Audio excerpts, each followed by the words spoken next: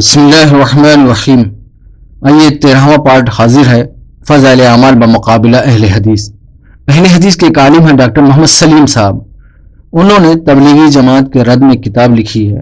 کتاب کا نام ہے تبلیغی جماعت کی علمی و عملی کمزوریاں۔ صفحہ نمبر 104، 105، 106 پر فضائل اعمال کے ایک واقعے پر اعتراض کیا ہے۔ وہ اعتراضات کیا ہیں میں آپ کے سامنے نقل کر دیتا ہوں۔ انہوں نے 3 موٹے موٹے اعتراضات کیے ہیں۔ نمبر 1، اس واقعے میں اللہ پر بد کلامی کا الزام ہے۔ نمبر 2، اس میں اللہ کی طرف جھوٹ منسوب کیا جا رہا ہے۔ نمبر 3، یہ بے سند بات ہے۔ یہ 3 موٹے موٹے اعتراضات ہیں۔ آئیے ہم ڈاکٹر محمد سلیم صاحب کے بالمقابل اہل حدیث کے ہاں مجتہد اور مجدد سمجھے جانے والے نواب صدیق حسن کا بھوپالی صاحب سے یہی واقعہ پیش کرتا ہوں۔ یہ ان کی جماعت کے عالم ہیں، اسی وجہ سے ان پر کوئی اعتراض نہیں۔ مولانا زکریا رحمۃ اللہ نے نقل کر دیا تو ان پر صرف اعتراض ہو رہا ہے۔ وہ واقعہ میں تفصیلاً نواب صدیق حسن خان بھوپالی صاحب کی کتاب سے پڑھ کر سنا دیتا ہوں۔ نواب صدیق حسن کا بھوپالی صاحب نے کتاب لکھی ہے دواء القلب القاسی۔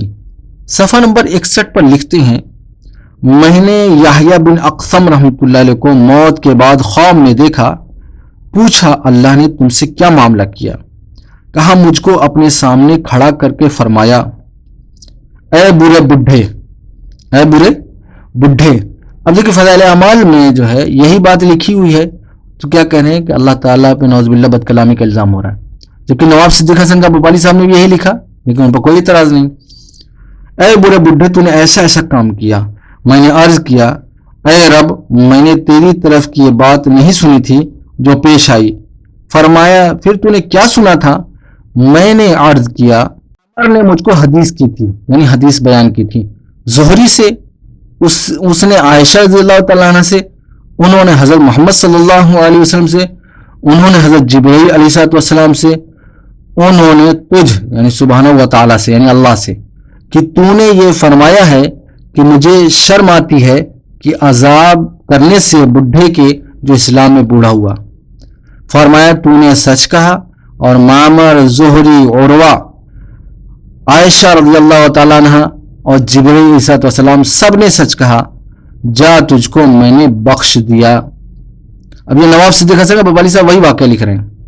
آگے نواب صدیق حسن کا بھوپالی صاحب لکھتے ہیں، میں کہتا ہوں یہ جواب بھی اللہ کی توفیق سے دیا گیا، ورنہ کجا تراب اور کجا رب الارباب۔